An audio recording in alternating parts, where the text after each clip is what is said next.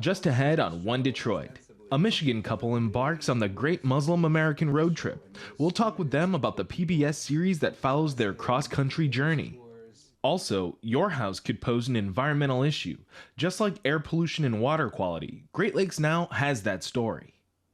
Plus, the Detroit Concert of Colors is returning to live in-person performances after 2 years of virtual performances due to the pandemic, and a musical performance by Trey Simon. It's all coming up next on One Detroit.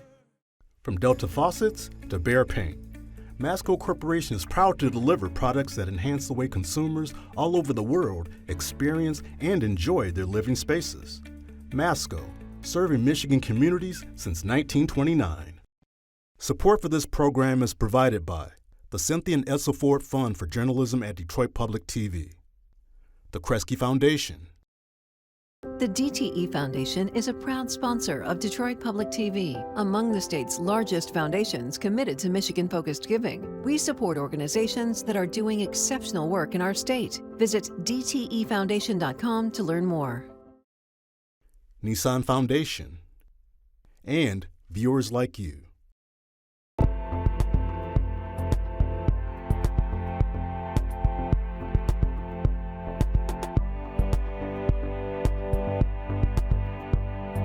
Just ahead on this week's One Detroit, your house could be making you sick. Great Lakes Now looks at the environmental hazards in older homes that could lead to health issues. Also coming up, it's a milestone anniversary for the annual Detroit Concert of Colors. We'll look back at how this international event got started 30 years ago. Plus, he's opened for Patti LaBelle and Andra Day, and he was nominated for a Detroit Music Award in 2020. Singer-songwriter Trey Simon performs one of his hit songs on Detroit Performs live from Marygrove. But first up, the Great Muslim American Road Trip. That's the title of a 3-part documentary series here on Detroit Public Television that follows a young Muslim American couple from Ann Arbor on a journey of self-discovery along the iconic Route 66. During the 2,500-mile drive, they explore what it means to be Muslim in America today. One Detroit senior producer Bill Kubota caught up with Mona Haydar and her husband Sebastian Robbins to talk about the series.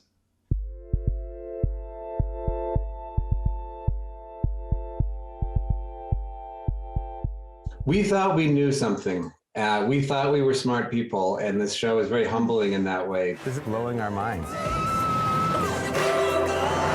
The Great Muslim American Road Trip, a 3-part PBS series. We're the hosts of this show, ostensibly, but really we're the students of this show, and we're the students of the people who took us in, who gave us tours, who schooled us. Talking to Sebastian Robbins, Mona Haydar in Ann Arbor, husband and wife, Muslims who've managed to grab some quality time in an SUV, their young kids back home with their grandmother. How'd you find yourself rolling down the road from Chicago to California? How did you get involved with all of this? Well, it was really this opportunity to reconnect as a couple after a long period of COVID, almost 2 years of being home. We have 2 small boys. Between remote learning and homeschooling and the business of our lives, it started off as this idea to just take this trip through a part of America we didn't really know anything about. That's what we thought we were getting into. The American story is the Muslim story. You start in Chicago, but here you are in Ann Arbor, and I think there's a history of Flint in all of this, too. Couldn't you fit some more of Michigan into your show? I feel like we would have loved to, but I really believe that Michigan deserves its own entire show. We've been talking about the idea of doing an entire Michigan-based road trip show and how fun that would be. I mean, that's its own 3-part series all by itself. Haydar and Robbins first met at a New Mexico retreat where this trip, it's another stop along the way. They make an interesting couple for the people they meet. And when I met Sebastian, he just became a dear friend. She was not looking to have me become Muslim, and I wasn't looking to have her teach me, but just by virtue of our friendship, it was like the door opened. I think it was the way you practiced, the way you prayed, and the way you held your faith, like beautifully, but it was sort of this invitation. We got to go to places that are not your typical destinations. And I think because of that, people were really warm and welcoming and excited to share their stories because they don't get a lot of those kinds of visits. Hi, how are you? Good, how are you doing? Good, I'm Sonata Gerbig, and you are? Ona? Sebastian. We ate some of the best food in our lives in St. Louis, and we spent a day at the Gerbig restaurant with a beautiful family that had welcomed in refugees after the Bosnian War in the early 1990s and were pillars of their community. At our house, there was 50 people at any given time, any day, just everywhere. That was just one day, out of 3 weeks of those kinds of encounters.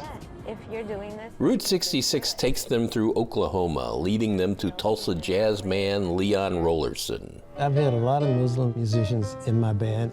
A lot of people think that, well, Muslims don't like music. Well, that's far from the truth. I think I always had a sense that Muslims were very active within the arts community. I was so blessed to grow up in Flint, Michigan, where there was a vibrant artist community. So the legacy of that is still very strong in a place like Flint. Flint, Mona Haydar's hometown. She's a spoken word artist, a poet, hip-hop lyricist, Michigan's own, known far and wide.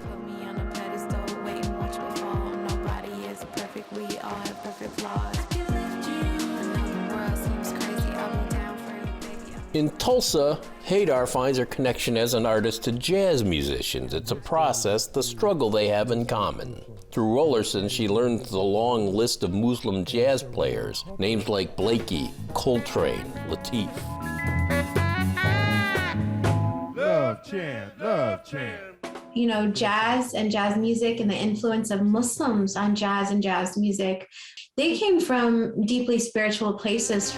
It was incredible to hear it straight from the mouth of a jazz musician. It takes you into another dimension. Yes. Another stop along the way, not far from where the couple first met in New Mexico, where a Muslim came through these lands in the 1500s. Estebanico is the one that almost created America. Estebanico from North Africa, enslaved by the Spanish, he'd become a North American explorer. Archaeologist Kenny Boacotti's keeping his story alive. Literally opening those gateways for the rest of the world to now filter into what is now North America. This is amazing history that very few of us have heard about. One of the first people to come in was this enslaved African Muslim. What would you like people to get from all this? What's the ultimate message here from you two? I hope people come away from the show being able to laugh a little bit and also learning the way that we learned, by opening our hearts to different people's stories.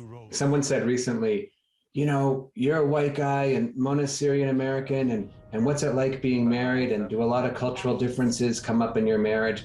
And I said, look, every marriage is a connection between two people who are different. You can just say your dream. Just say your dream. No, I don't want to. I'm going to say something else first. Tell me your dream. Traveling is the sort of revelatory experience. So that's sort of the micro experience that Mona and I portray as hosts. I don't want the show to be about us. It's really about the people we meet. Every person we met somehow used their faith and used their life to want to do good on this planet. You can see more on the Great Muslim American Road Trip at onedetroitpbs.org and watch part 3 of the series here on Detroit Public Television on Tuesday, July 19th at 10 p.m. When you think about environmental issues, you may picture toxic chemicals in the air or water, but there are also environmental concerns that you should be aware of in places where you spend the most time, your home. The team at Great Lakes Now reports on the hidden health hazards found in older houses. Great Lakes Now's Anna Seisling has more.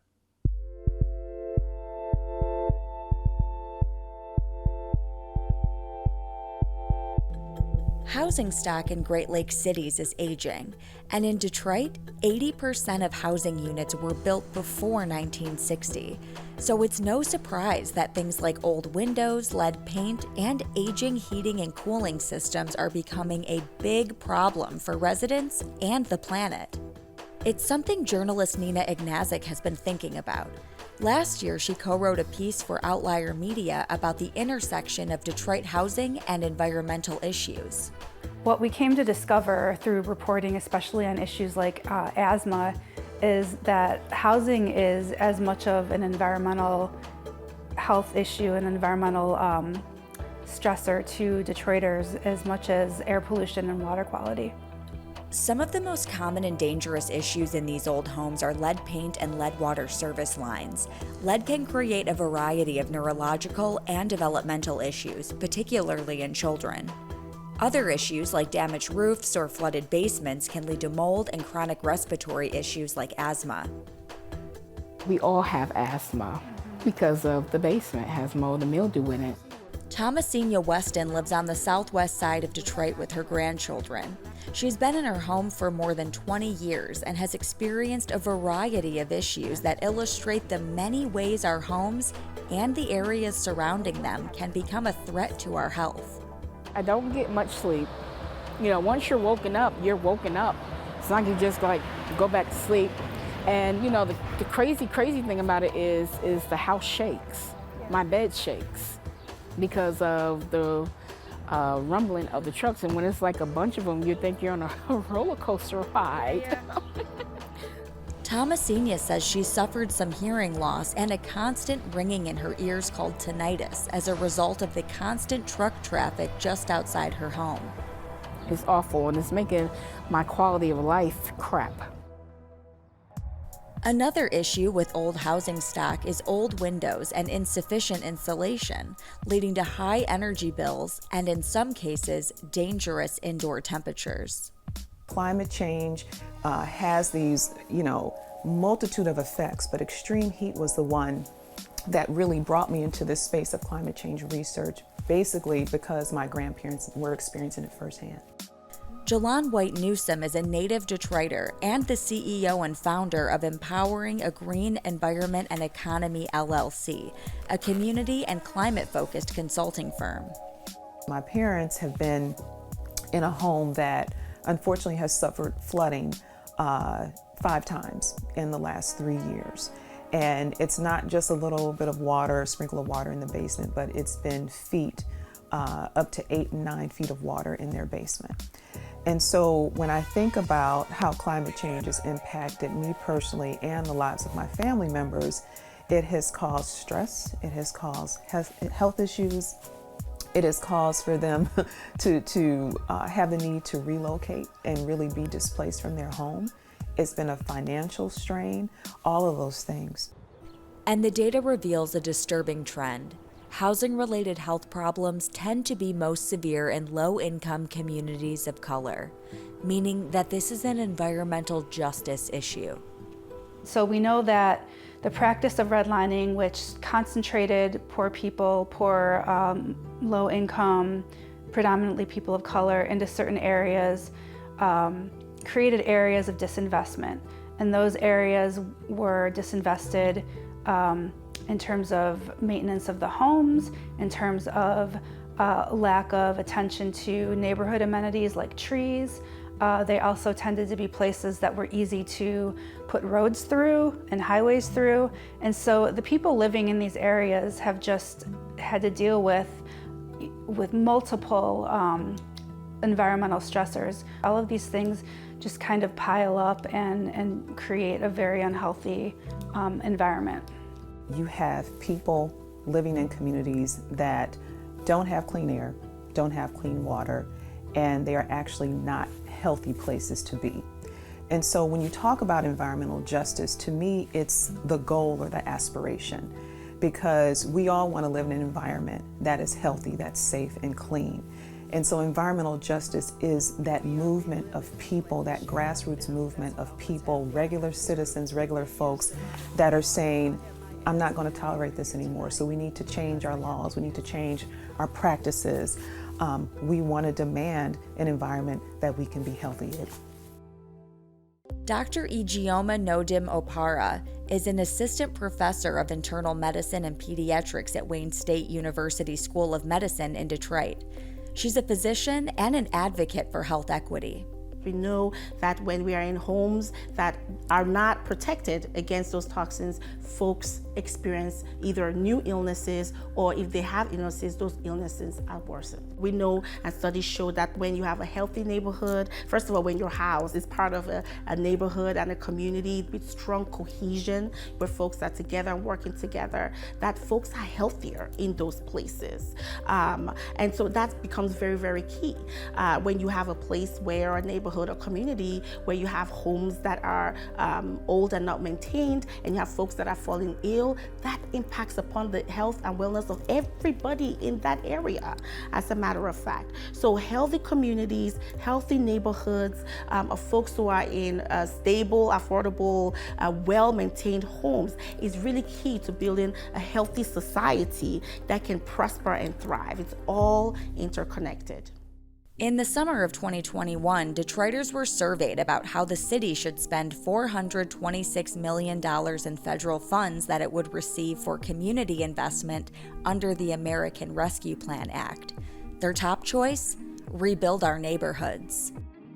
Later that year, the city created Renew Detroit, an initiative that will use $30 million in federal ARPA funds to pay for critical home repairs. Other cities also plan to use ARPA funds to address problems with aging homes. It's a big step, but the cost to correct the problem is huge. Michigan Poverty Solutions, which is a think tank out of the University of Michigan in Ann Arbor, set the cost at bringing every home in the metro area up to a healthy standard at $2 billion. So the cost is as much or more as it would cost to fix our water infrastructure, for example. It's a massive, massive cost. This year marks the 30th anniversary for Detroit's popular Concert of Colors. The Free Music Festival will return to entertaining live, in-person audiences after 2 years of virtual performances due to the pandemic. Bands from across the world will converge on the city for the music celebration July 16th through the 24th. One Detroit takes a look back at how the Concert of Colors began and how it has evolved over the years.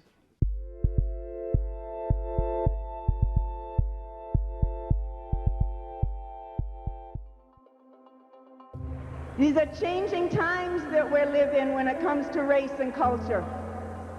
These are times when people are learning how to appreciate each other. The good message in that is that we ourselves can change.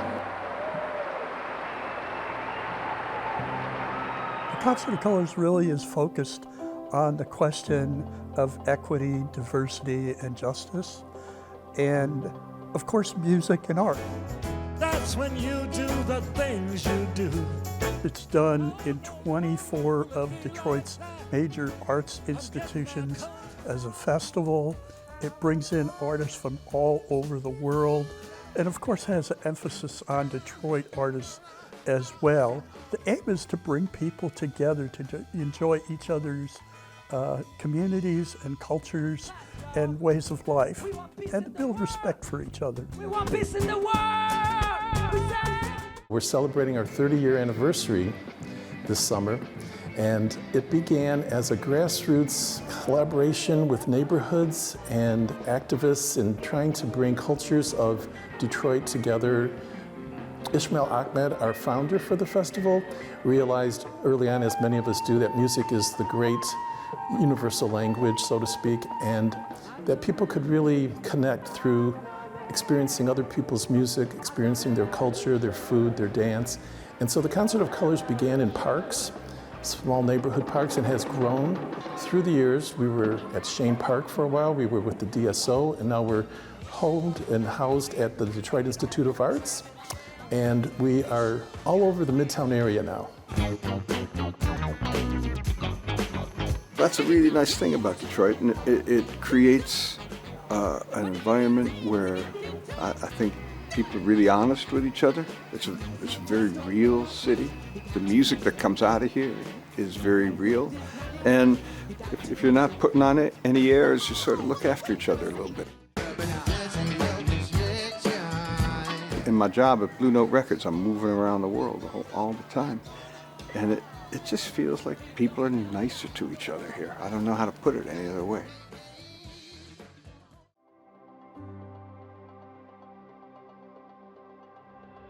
In 2019, when we were planning, we were planning to do things exactly the same way.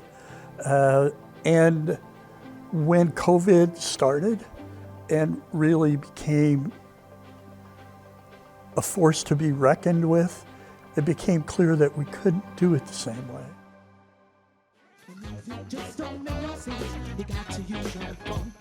We went to Detroit Public Television and asked for their help, and they were there for us. They made the difference. Literally hundreds of thousands of people have seen the Concert of Colors as a result of their work. Getting the information out and doing the programming and then getting the programming to people, was a mountain to be climbed. Recorded live from the Detroit Film Theater inside the Detroit Institute of Arts. It's the 29th Annual Concert of Colors. Detroit Public Television partnered up with the Concert of Colors to be the production team and help bring all of these amazing performances into our homes. We shot performances over 3 days. It was a heck of a production. So here's a look at just one of them, a performance from Last Gasp Collective.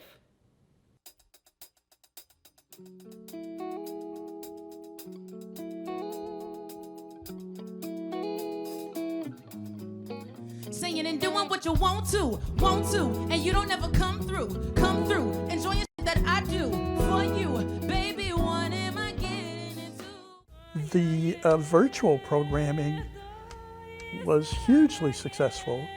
We had 200,000 people watch and listen in 20 countries, 40 states, and of course the Detroit area.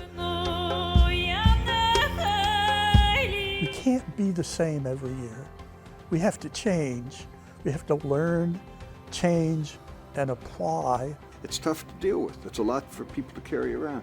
And anything that helps you forget about your burdens and dance for an hour and a half, you should make a point to participate. Music is, like I said, is a universal vessel, and it's something that everyone can relate to. And to transcend different cultural aspects through music is the greatest thing there is, and that's what Concert of Colors is doing. Change is hard for all of us, and if we can cause change that makes a difference in people's lives, in the way they look at each other, in the way that they get together, the way they build trust with each other, and we can do that through music and art, it's a big step forward for our community.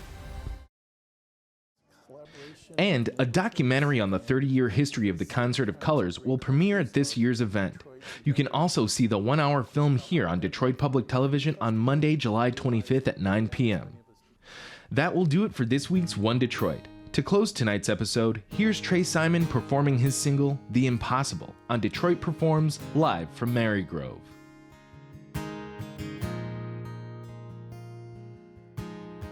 I know that we've had our rough times.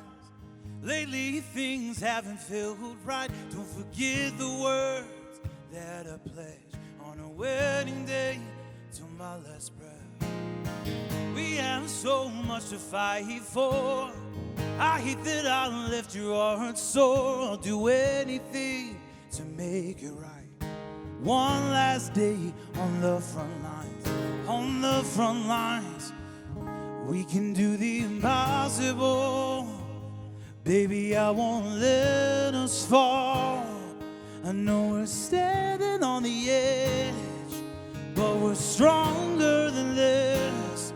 We can do the impossible. Baby, I'm still standing tall, and I know it still hurts. I won't make it worse. Baby, just reach out and grab my hand. Our love will never end. We can do the impossible. We can do the impossible. Yeah, yeah.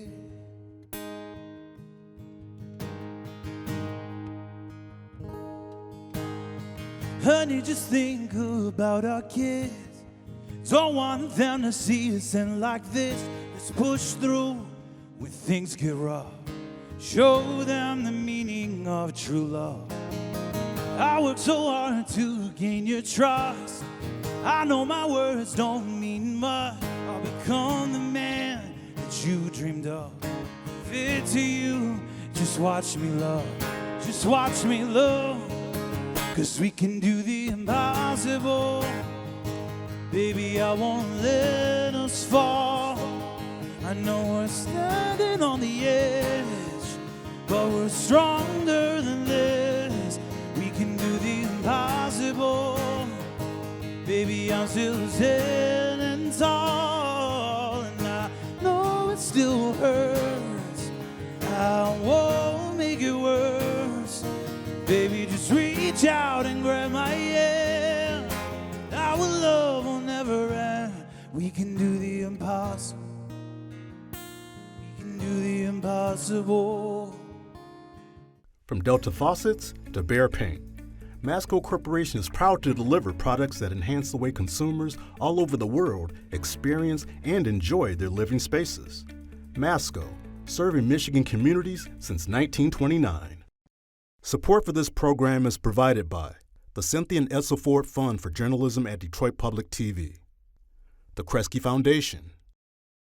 The DTE Foundation is a proud sponsor of Detroit Public TV, among the state's largest foundations committed to Michigan-focused giving. We support organizations that are doing exceptional work in our state. Visit dtefoundation.com to learn more.